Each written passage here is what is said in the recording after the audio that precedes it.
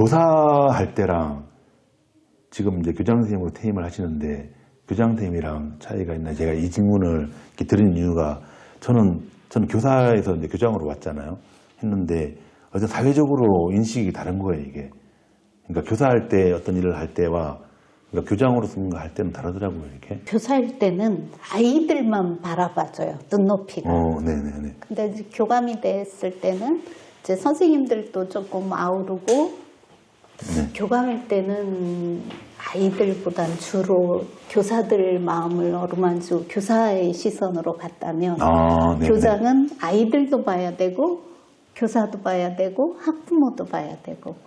그래서 이게 나이 들면서 아무래도 시야가 넓어지잖아요. 그리고 네네. 아까 제가 이제 사랑으로 얘기를 했는데 그것도 제가 할머니가 되고 또는 이렇게 나이 들어서 뭐 다른 가족들 사위나 며느리나 뭐 이렇게 네네네. 보고 하면서 그 사랑이 넓어지는 것 같아요. 저는 제 기억에 이제 교장으로 좀 가고 나서 좀 기억에 남는 게 전 특별하게 좀 챙긴 건 급식실이었어요. 그러니까 급식실은 잘 몰랐던 영역이기도 하고, 하여튼 급식실에 갔는데, 이제 이분들이 1,200~300명의 이제 밥을 하다 보니까 아침에 7시 반쯤에 출근해가지고 한 2시, 3시까지는 바깥을 못 나오시는 거예요. 근데 많은 사람들이 음식이 맛있네, 맛없네, 뭐 짜네, 마네, 양이 적네, 많네, 이런 얘기를 선생님들도 하고, 아이들도 하고, 부모님도 하고, 다 하는 거예요, 이렇게. 그래서 제가 그땐 좀 이걸 어떻게 하면 어떻게 해야 이 고생도 고생대로 하는데 또 여러 사람들이 안 좋은 얘기도 다 하니까 그 부분 되게 어렵더라고요. 저도 사실은 이렇게 학년 선생님들 면담도 하고 네네. 일부러 이제 예전에는 학년 단위 회식도 하고 막 이렇게 했는데 지금은 선생님들이 그냥 교장실에 모셔갖고 제가 차대접 하고 이렇게 대화하고 하는데 제일 먼저 사실은 급식실은 같이 나가서 식사를 하고 이런 식으로 챙기고 또 몰래 간식 사다 드리고 왠지 그러셨을 것 같아요. 네. 가장 먼저 정말 챙기게 되더라고요. 저도 회식 같은 거 하면 급식실에서 회식하면 끝까지 갔어요. 그건 이제 본능적으로 여기는 몸과 마음으로 챙겨야 되겠구나. 하여튼 그렇게 들었던 부분이라서. 어쨌든 42년 다 마치면 42년이 되나요? 41년 저는 12월에 발령 났다 했으니까 이제 9개월인 거지요. 다 돌아보면 또 뭔가 나의 교직 인생은 이랬다라고 좀 표현할 수 있는 문장이나 혹은 단어 아니면 뭐 저는 생각나는 꽃 이런 것도 괜찮고 다 표현할 수 있는 게 뭐가 있을까요 혹시? 안 그래도 미리 이걸 주셔서 생각해 볼 때 첫 번째 떠오른 게 행복했다. 네. 그리고 앞에다 붙이자면 너희들이 있어서 행복했다. 그 너희들에는 애들도 있을 수 있고 또는 후배 선생님들도 같은 동료들도 있을 수 있고 이제 현재는 뭐 배움터지 김 선생님 이외에는 제가 제일 나이가 많으니까 그 모든 사람을 같이 근무했던 모든 사람들 생각해서 너희들이 있어서 행복했다 이렇게. 그러니까 저는 옛날에 그냥 교사로 들어왔다가 교무부장을 하고 난 다음에 세상에 교무부장 선생님들이 되게 존경스러운 거예요. 그런 경험도 하고 나중에 이제 교장이 되고 나서도 세상의 교장 선생님들이 되게 존경스럽다 이런 생각들을 했어요. 왜냐하면 이렇게 드러나기도 하지만 그 안에서의 감당해야 되는 것들도 있잖아요. 이렇게 그걸 묵묵하게 해내고 있었다. 그걸 내가 잘 모르고 있었구나. 그런 부분에서 되게 존경스럽다 이런 생각들을 좀 했었고 얼마 전에 김장하 선생이 하는 말 중에 우리 사회는 평범한 사람들이 사회를 지탱하고 있다 이런 생각들이 들었는데 그거랑 조금 맥이 좀 맞는 그런 말씀이었던 것 같아요. 여기 대평초 그래도 여기 대평초 마지막 학교잖아요. 대평초 자랑을 조금만 해주시면. 대평초요? 저 다른 분들이 그렇게 물어봐요. 왜 말년에 큰 학교로 다니냐. 이름이 대평이잖아. 크게 평화로운 학교잖아. 그렇게 이제 농담 비슷하게 하는데 정말로 제가 마지막에 선생님들께 아이들에게 줄 수 있는 건 평안함, 뭐 따스함 이런 것을 베풀고 또는 줄 수 있고 반대로 또 저도 그런 걸 이 학교에서 받고 있습니다. 이름 참 잘 줬어요. 저는 교장 선생님께 말씀 나누면서 그 어떤 느낌들이 오거든요. 이렇게 그러니까 행복했다.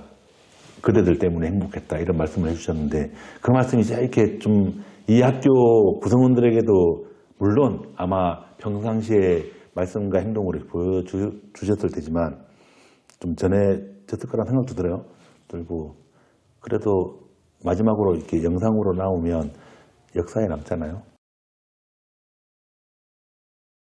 선생님들 덕분에 정말 감사하게도 행복하게 마무리를 할 수 있는데요. 저는 그러고 떠나지만 혹여라도 선생님들한테 줬던 상처가 있거나 서운하게 했던 거나 뭐 이런 것이 있으면 정말 잊어버리고 그때 그런 사람도 있었지 정도로만 기억해 주셨으면 좋겠네요.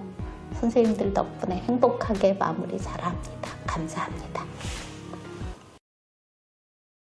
교장 선생님 혹시 잘하시는 거 있으세요? 교장 선생님이 가지고 있는 재능? 혹은 뭐 이런 거 특별히 자랑할 건 없어요. 조금 요만큼씩 그냥 음악 쪽으로 그냥 즐기고 있을 뿐이고 음악 쪽이라고 즐기는 하면 거 좋아하고 그냥 네. 그렇지. 뭐 노래 부르시거나 아니면 예전에는 그랬는데 코로나 덕분에 노래도 지금은 못하고 네. 악기 조금씩 요만큼씩 저는 어떤 생각했냐면 해밀에 있을 때 그 제가 마을교육 공동체 뭐 마을교육이나 이런 거 막 떠들고 다녔거든요. 이렇게 하다가 제가 딱 그 어떤 학부모가 자기가 어릴 때 발레를 했대요. 발레를 했는데 지금도 발레를 지금 안 하지만 경력이 단절됐지만 나중에 기회가 되면 발레를 조금 하고 싶기도 하고 애들을 가르치고 싶대요. 그래서 제가 그때 어떤 생각했냐면 야 마을교육이 별건가? 이런 사람들이 재능 있는 사람들이 조금씩 기여를 하면 그 동네가 더 좋아질 거 아닌가 이런 생각들을 했었거든요. 이렇게. 그래서 특히나 또 사실 학교에서 교장 선생님의 경력은 전 되게 소중하거든요. 사실. 어떤 기관을 이끌어 보기도 한 경험도 있고 또 아이들을 만난 경험들이라 저는 우리마을 상담가 이런 것도 있으면 좋겠다는 생각도 했어요. 그래서 되게 저는 교장 선생님 그런 거 잘하실 것 같아가지고 사람들 만나고 조곤조곤 얘기해주고 야 상황이 이런 거야. 그래서 이때는 그 사람도 그랬을 거야. 이런 얘기를 되게 잘해 주실 것 같은데요. 그래서 저도 뭐 배우고 싶다라는 꼭지도 있지만 네. 그 중에 하나는 뭔가 봉사도 내가 가지고 있는 재능이 특별한 건 없지만 이렇게 학교에서 이렇게 있었고 그래서 정말 봉사는 해야겠다. 처음 현충원 비석 닦기부터라도 해보려고 그렇게 생각하고 있습니다. 사실 아주 특별한 남들이 우르르 볼 만한 특별한 재능이 있으면 그 사람은 그거 하면 되고 네. 우리 아까 평범한 사람이 사회를 지탱하는 것처럼 조그마한 본인의 재능을 이렇게 사회 활용 공동체에 기여하면 그거 되게 좋다고 생각해요. 그러니까 그냥 집에 앉아서 시간만 죽이는 그런 거는 하고 싶지 않고 쉰다는 것도 뭐 하루 24시간 중에 우리가 8시간 근무하는데 그 중에 1시간만이라도 빼서 뭔가를 하면 그 하루는 그래도 죽지 않고 살아있는 날이 아닐까 그런 생각을 해서 요일별로 배울 것들도 물론 있지만 그 중에 이제 요일별로 또 뭐 손주들 봐주러도 봉사하러도 갈 수도 있는 거고 그렇죠. 이렇게 사회를 위해서도 필요한 것이 있으면 제가 꼭 해야지. 우리 마을 연구소에 초대하고 싶은데 네. 그랬을 때 교장 선생님의 이런 안목과 경험과 소중한 자산인 거죠 사실.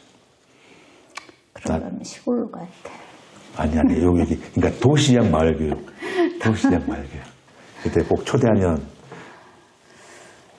기회가 되면 오십시오. 가서 청소를 하든 신발을 정리하든 도와드리겠습니다. 고맙습니다. 네. 우리 우리 그 시대가 엄청 빨리 변하고 있잖아요. 지금 이제 40여 년 되셨으니까,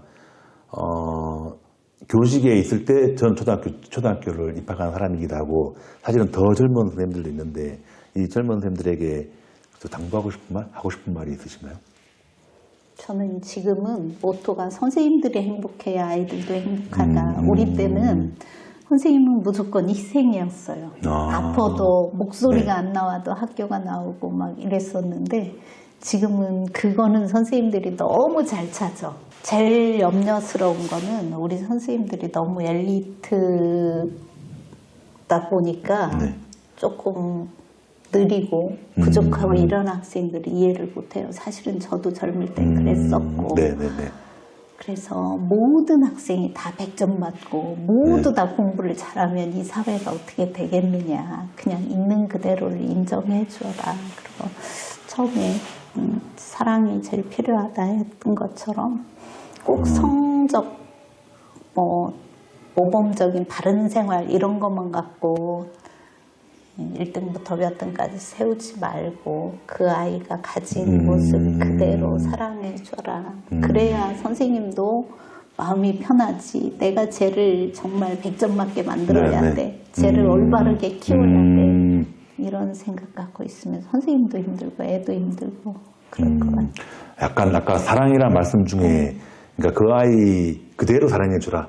그죠? 이런 마음이 들어있는 거네요. 그죠? 사실 맞아. 이렇게 예전에는 막 성적으로 이렇게 반순위도 매기고 점수 공개하고 막 그랬었는데 지금은 그 아이가 가지고 있는 재능이나 흥미나 관심이나 이런 걸 최대한 끌어주는 게 필요한 시대가 된 것 같기도 해요. 하여튼 오늘 이렇게 좀 얘기를 좀 나눴는데 오늘 한 소감 혹은 혹시 좀 못다한 얘기가 있을까요? 덕분에 저도 한번 물론 휘리릭 막 빨리 되감게 한 것처럼이긴 하지만 조금씩은 되돌아볼 수 있게 됐고 저는 가장 많이 배우고 성장했던 게 교사에서 교감 가기 직전에 그때였던 것 같아요. 저도 어떻게 보면 정말 엘리트 코스를 이렇게 밟다 보니까 못하는 애들 이해를 못하고 별명이 바른생활 선생님이었다 보니까 바르지 못한 애들을 좀 어떻게 하면 바르게 그 테두리 안으로 끌어올까 해서 애들이 많이 힘들었겠다 하는 거를 마지막에 그거를 깨달았어요. 그래서 너무 늦었다 이렇게 생각했는데 또 지나고 보니까 교감일 때는 교사들한테 그거를 또 베풀고 가르쳐 줬었고 지금 또 모든 학생과 교직원들한테 할 수 있고 그래서 이렇게 나도 성장해 가는구나. 42년 동안 애들만 성장시킨 게 아니고 나도 성장을 많이 했구나. 감사하고 있습니다. 이거 그 말씀이 더 귀하게 들리네요. 네, 고맙습니다. 네, 오늘은 이제 몇 달 후 퇴임을 앞둔 교장 선생님을 만났습니다. 지난번 만났던 한 달 된 선생님과 느낌이 좀 다르죠. 저는 교장 선생님의 가장 기억에 남는 단어는 좀 사랑이었던 것 같아요. 사랑을 우리가 정리하기 다 나름일 텐데 거기에는 한 명 한 명을 존중하는 사람도 있고 그리고 교장 선생님으로서 살면서 다양한 구성원들과 어떻게 화합할 것인가 어떻게 챙길 것인가 이런 드러나지 않는 이런 부분들도 이게 사랑으로 좀 챙겼구나 이런 생각들이 듭니다. 그리고 아까 김장화 선생님 얘기처럼 평범한 사람들이 사회를 지탱한다고 말씀 이렇게 드렸었는데 그것처럼 그러니까 우리나라에는 수많은 학교들이 있는데 여기에 교장 선생님들의 노고는 사실 잘 알려지지 않은 것 같아요.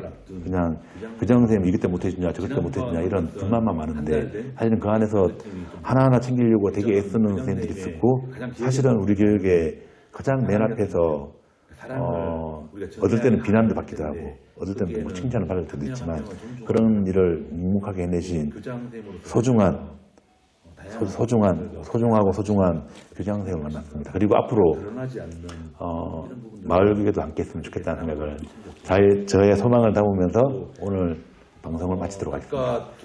유석TV 평범한 화이팅. 사람들이 사회를 지킨다고 감사합니다. 고맙습니다.